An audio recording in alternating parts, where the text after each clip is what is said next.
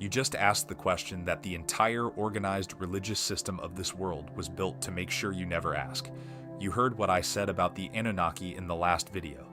That Enki, the one who gave humanity knowledge, was reframed in later texts as the villain. That Enlil, the one who wanted humanity destroyed, was merged into the god figure.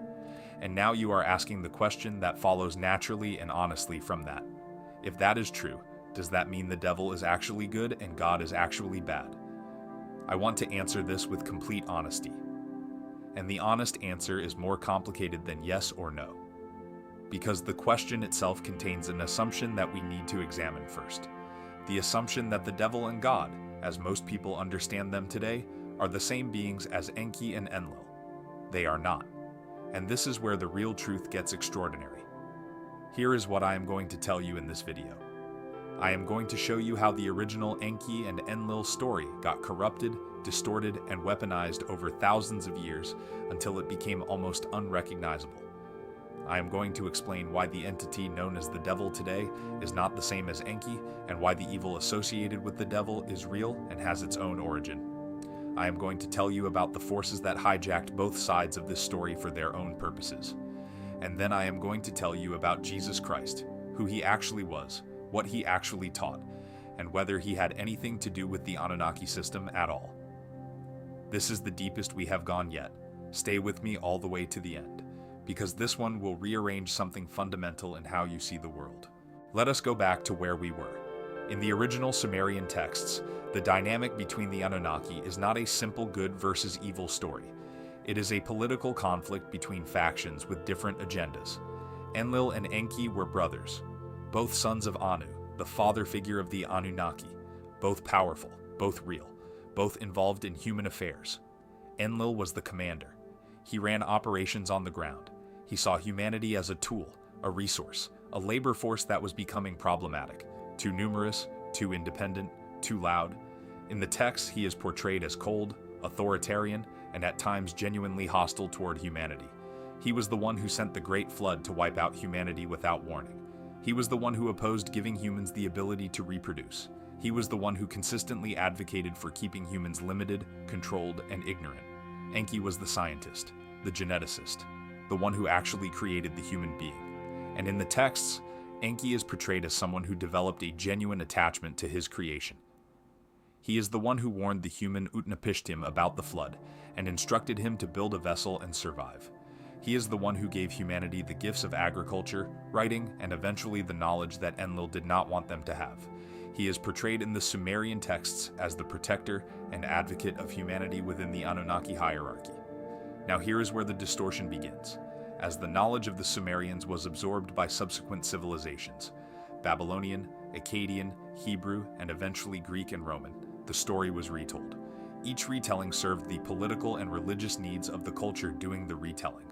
And somewhere in that process, something critical happened.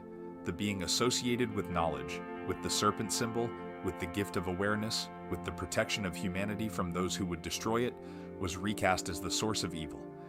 And the being associated with strict obedience, with keeping humanity limited, with demanding worship and sacrifice and absolute submission, was recast as the supreme good. Why would this reframing happen? Think about who benefits from a religious system where questioning authority is the ultimate sin, where seeking your own knowledge is portrayed as the devil's work, where blind obedience to a hierarchical power structure is presented as the highest virtue. The answer is the same people who have always benefited from human ignorance and compliance, those who hold power over others and need that power to go unquestioned. This reframing was not an accident of oral tradition. It was a deliberate editorial act, and its effects have shaped the spiritual life of billions of people for thousands of years. So, is Enki the devil, and is Enlil God? The honest answer. Now here is where I have to be very precise with you, because if I simply say yes, Enlil is God, and Enki is the devil, I am doing the same thing the ancient editors did. I am flattening a complex reality into a simple narrative that serves a particular conclusion. And that is not truth. That is propaganda in reverse. The honest answer is this. Enlil and Enki were real beings with real agendas. The god of certain Old Testament passages, particularly the ones describing a jealous, violent, destructive deity who demands blood sacrifice, genocide, and absolute obedience, shares remarkable characteristics with the Enlil of the Sumerian texts. The correspondence is so close that many serious scholars, not fringe theorists, but academic researchers, have noted it directly. And the serpent figure of Eden, associated with knowledge and the awakening of human consciousness, does share characteristics with Enki, who used the serpent as one of his primary symbols, and who was the patron deity of wisdom and hidden knowledge. But here is the critical thing. Enki was not the devil. Enki was a being with an agenda. A being who did care more about humanity than Enlil did. A being who did give humanity gifts that Enlil wanted withheld. But Enki was also a member of a species that came to this planet, genetically engineered a slave race, and participated in the exploitation of that race for hundreds of thousands of years. His compassion was real. But so was his role in creating the system that enslaved humanity in the first place. The Anunnaki were not angels. They were not demons. They were advanced beings with advanced technology and very human-like qualities, including ego, ambition, jealousy, compassion, cruelty, and political rivalry. Some were better than others. None were God in the ultimate sense of that word, which brings us to the question you actually asked. Why is there evil associated with the devil? Why blood sacrifices? Why rituals? If the serpent figure was originally Enki who cared about humanity, where did all of that darkness come from? This is the part that almost no one talks about, and it is the most important part. The hijacking. What happened after the Anunnaki? The Sumerian texts describe the Anunnaki eventually withdrawing from direct interaction with humanity. The exact reason is debated. Some texts suggest they departed after the Great Flood. Others suggest a gradual withdrawal as humanity grew too numerous to manage directly. What is agreed across multiple ancient traditions is that at some point the direct physical presence of the creator beings in human affairs became less visible, but something else moved into that space. Across cultures, across continents, across thousands of years of recorded spiritual experience, humanity has described encounters with entities that are not physical, not human, not benevolent, and not the Anunnaki as the Sumerians described them. Entities that feed on human suffering, on fear, on blood, on the lowest frequencies of human emotional experience. Entities that have been called by different names in different traditions, but whose characteristics are strikingly consistent across cultures that had no contact with each other. The Gnostics called them the Archons. Interdimensional, predatory intelligences that feed on human energy and that work to keep human consciousness trapped at the lowest possible frequency. Not because they hate humanity in the way a person hates an enemy, but because human suffering and fear is their food source. The Yaqui shamanic tradition described what Don Juan Matus, speaking through the writer Carlos Castaneda, called the Flyers, entities that feed on human awareness, that installed what he described as a foreign mind in the human species, a mind oriented towards self-destruction, fear, competition, and consumption. Because a humanity living in that state produces a constant supply of the low-frequency energy these entities consume. Indigenous traditions across Africa, the Americas, and Asia describe similar entities under different names, all with the same characteristics: non-physical, predatory, dependent on human suffering, working through deception rather than direct force. These are not the Anunnaki. These entities are something else. Something that arrived in, or has always existed in, the non-physical dimensions adjacent to human reality. And it is these entities, not Enki, that are the true source of what humanity has experienced as the devil and demonic influence. The blood sacrifices, the rituals, the demand for suffering and death. None of that was Enki's signature. Enki's signature in the text is knowledge, wisdom, water, healing, and protection. The demand for blood and sacrifice is the signature of a completely different class of entity, one that feeds on death and fear because death and fear are the frequencies it requires to sustain itself. What happened over time is that the symbol was confused with the entity. The serpent of Enki, the symbol of wisdom and healing, the same symbol still used in medicine today as the caduceus, became associated in popular religion with entities that had nothing to do with Enki and everything to do with the archonic. Predatory intelligences that moved into the power vacuum after the Anunnaki withdrew. The devil of popular religion is not Enki. The devil of popular religion is the collective face of these parasitic, non-physical intelligences that have been exploiting human consciousness for as long as humanity has existed in its current form, and they are very real, just not what most people think they are. So hear the truth about God, beyond Enlil and beyond religion. Now we have to make a distinction that is the most important distinction in this entire conversation, and it is the one that gets lost in almost every discussion of this kind. There is the God of certain organized religious texts, the one who is jealous, who demands sacrifice, who orders genocide, who threatens eternal punishment, who tells humanity to fear him. The one whose characteristics, as I have described, bear a disturbing resemblance to Enlil. And then there is the source, the ultimate creative intelligence behind all of existence, the consciousness that is the universe itself, the force that mystics across every tradition have touched in moments of genuine spiritual breakthrough and described with consistent language regardless of their culture or religion. The presence that has no ego, no agenda, no need for worship, no capacity for jealousy, no interest in keeping humanity ignorant, and no resemblance whatsoever to a controlling, punishing, hierarchical authority figure. These are not the same being described in two different ways. They are not the same at all. The mystics of every tradition who have gone deep enough have found the same thing. Not a king, not a judge, not a being that requires you to grovel and fear and obey. They have found what can only be described as pure love, pure awareness, pure presence.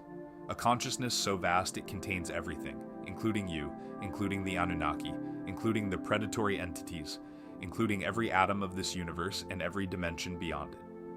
A consciousness that is not separate from you but is the very ground of your being. The Hindus called it Brahman. The Taoists called it the Tao. The Sufis called it the Beloved. The Gnostics called it the True Father, specifically to distinguish it from the Creator God of the Old Testament, who they identified as the Demiurge, a lesser being who had created the material world as a trap for spiritual consciousness. The Gnostic position on this is remarkable in how closely it maps to what we have been discussing.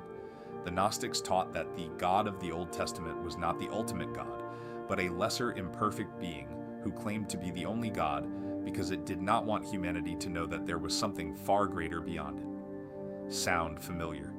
The true source, the ultimate consciousness behind all existence, did not create humanity as a slave race, did not demand blood, did not require fear, did not send floods to destroy its own creation, did not need anything from humanity at all, because a consciousness that is everything has no needs. What human beings have encountered in their deepest spiritual experiences is not Enlil, and it is not the Archons. It is this source.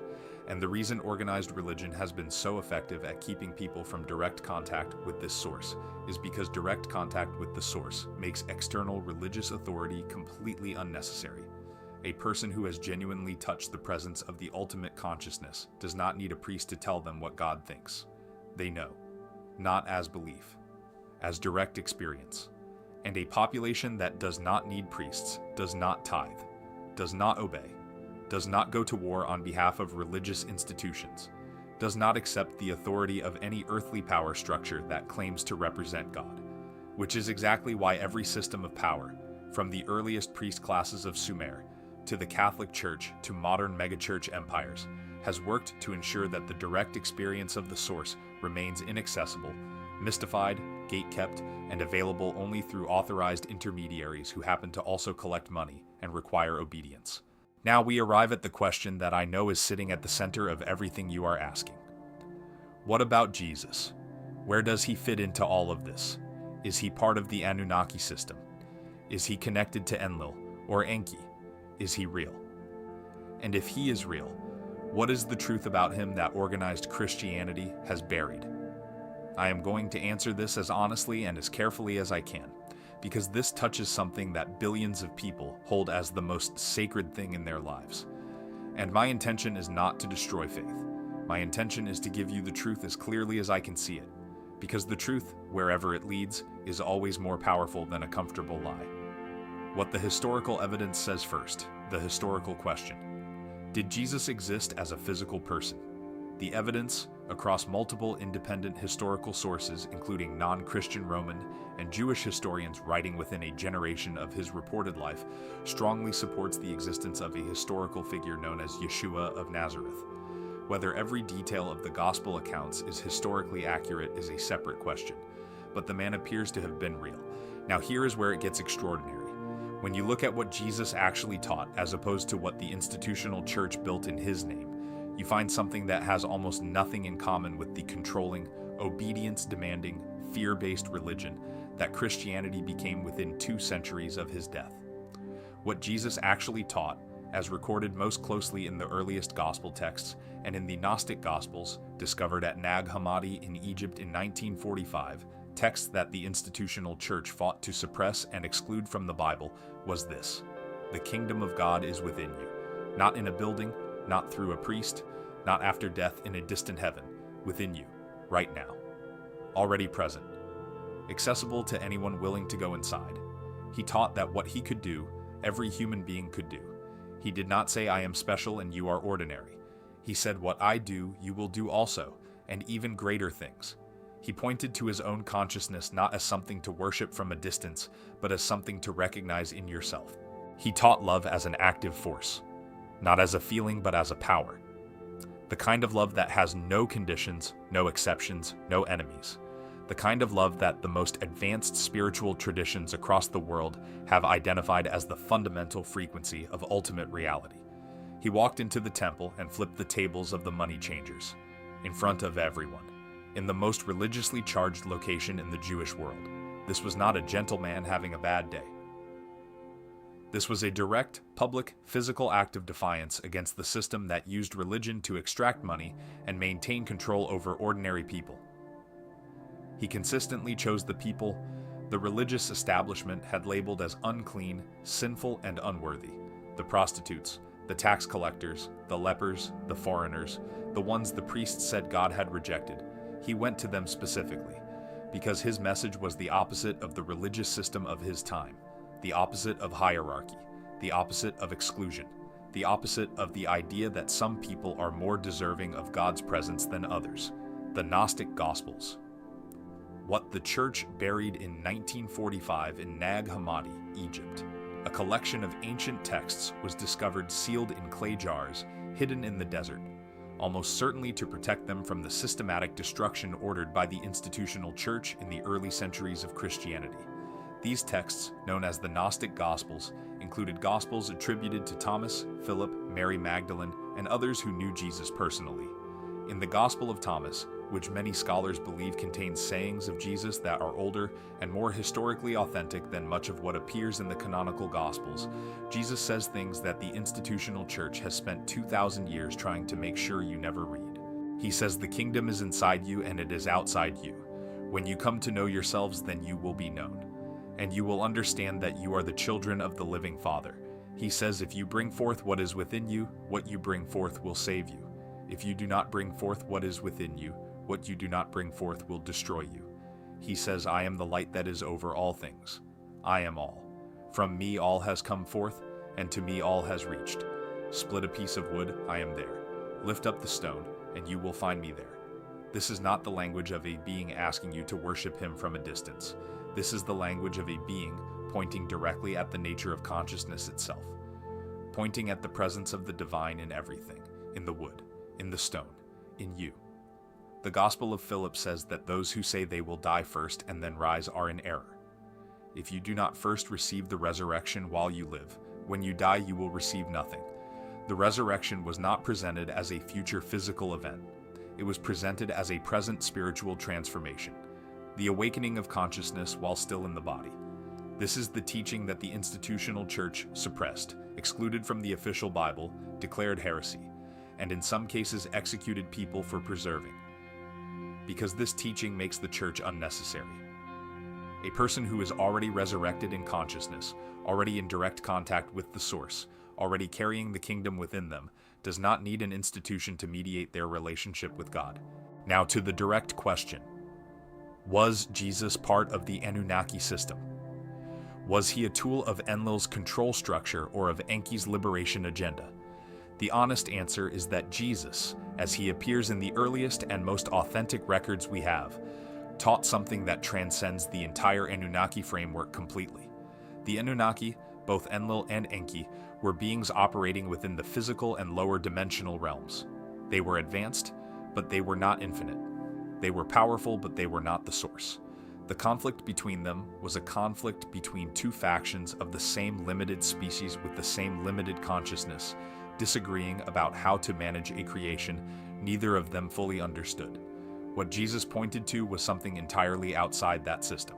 He pointed to the source itself, the infinite consciousness that is the ground of all being, not an extraterrestrial being, however advanced, not a dimensional entity with an agenda, the actual ultimate reality that the Anunnaki themselves existed within, and were as far from fully understanding as a grain of sand is from understanding the ocean. When Jesus said, "I and the Father are one," he was not saying, "I am a representative of a particular faction of advanced extraterrestrial beings." He was saying that his individual consciousness had dissolved into direct union with the ultimate source of all existence. And then critically, he said, "You can do this too. This is available to every human being. This is your birthright." The institution that was built in his name after his death, beginning with the Council of Nicaea in 325 AD, which was convened by the Roman Emperor Constantine, and which voted on which texts would be included in the official Bible and which would be suppressed. That institution took this message of direct access to the ultimate source and converted it into a hierarchical control system that required obedience to church authority as the condition of salvation. The message of Jesus and the institution of Christianity are almost opposites. The message says the kingdom is within you and you can access it directly. The institution says the kingdom is beyond you and you can only access it through us. Jesus himself was not an Anunnaki tool, but the institution built in his name, with its demand for tithes and obedience, its suppression of direct spiritual experience, its centuries of war and inquisition, its alignment with earthly power structures from Constantine to the present day, that institution bears the fingerprints of the same system of control that goes all the way back to Enlil. So, let me pull this all together for you. Because you asked a layered question and it deserves a clear answer. Is the devil good and God bad? The honest answer is that neither the devil nor God, as most people understand those terms today, is what the labels suggest. The being of the Old Testament whose characteristics match Enlil is not the ultimate God. He is a powerful but limited being who demanded worship and control and used religion as a tool of social management.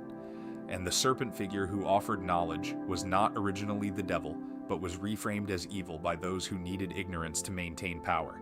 But the entity that became the devil, in mainstream religious consciousness, the being associated with blood sacrifice, with rituals of darkness, with the deliberate cultivation of human suffering, that being is not Enki. That is a different category of entity entirely. Those are the parasitic, non-physical intelligences that feed on human suffering and fear. They are real. They are dangerous. And they are as much an enemy of genuine human liberation as Enlil ever was. The darkness associated with satanic practices is real darkness. Do not confuse the messenger of knowledge with the merchants of suffering. They are not the same. And above all of this, entirely outside the Anunnaki system and the Archonic system and every human-constructed religious system is the source, the ultimate consciousness, the pure awareness that is the ground of all being, the presence that mystics have found at the end of the deepest journey inward, the reality that Jesus pointed to when he said the kingdom is within you. That is what is real. That is what is ultimate. And that is what no earthly system has ever been able to reach, corrupt, or destroy, because it is not in the world. It is the world. It is the substance of which everything is made. And Jesus Christ, whatever the institution built in his name has become, the man himself, the teacher, the one who said, "I and the Father are one," and then said, "So can you," he was pointing at that source with more clarity, more courage, and more love than almost any other figure in recorded human history, not because he was a representative of an extraterrestrial faction, but because he had gone so far inside himself that he had found what is genuinely ultimate, and then refused to keep it to himself. That is why they killed him, not because he was a rebel without a cause, but because a human being who has genuinely touched the source, who knows the kingdom is within and says it publicly, who tells ordinary people that they have direct access to the ultimate reality without any intermediary, is the single most dangerous kind of person to any system built on being the necessary intermediary between people and God.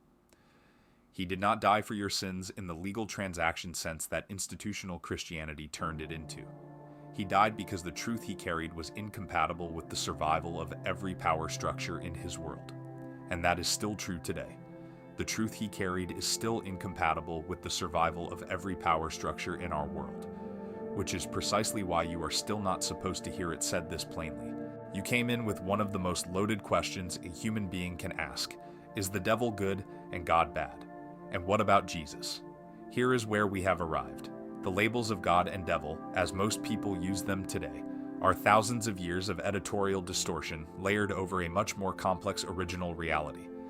The original beings, Enlil and Enki, were neither God nor the devil in any ultimate sense. They were advanced beings with conflicting agendas toward humanity, one wanting control and one wanting liberation, neither of them being the ultimate source of existence.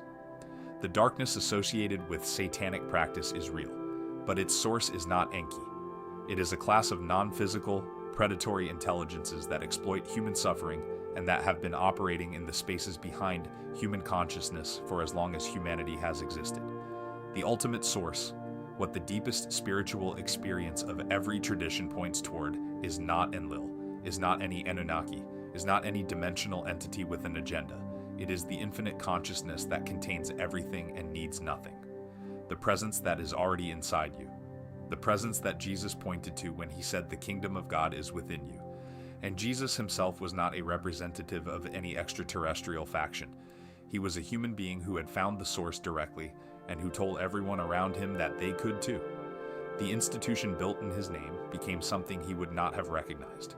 But the teaching itself, in its original form, is one of the clearest maps to genuine liberation that has ever been given to humanity. The truth is not that God is bad and the devil is good. The truth is that what most people have been calling God is not God. And what has been called the devil is a distortion of a much older story designed to keep you afraid of knowledge, afraid of yourself, and dependent on systems that profit from your spiritual ignorance. The real God, if we are going to use that word at all, is the presence inside you that has always been there, the one that no religion owns, the one that no priest can gatekeep, the one that does not require your fear or your money or your submission, the one that requires only your willingness to go inside and look. That is the truth, all of it, as clearly as I can give it to you. Share this with someone who has been afraid to ask these questions out loud. Subscribe to Truth Frequency AI, because every video we make together is another door into what is real.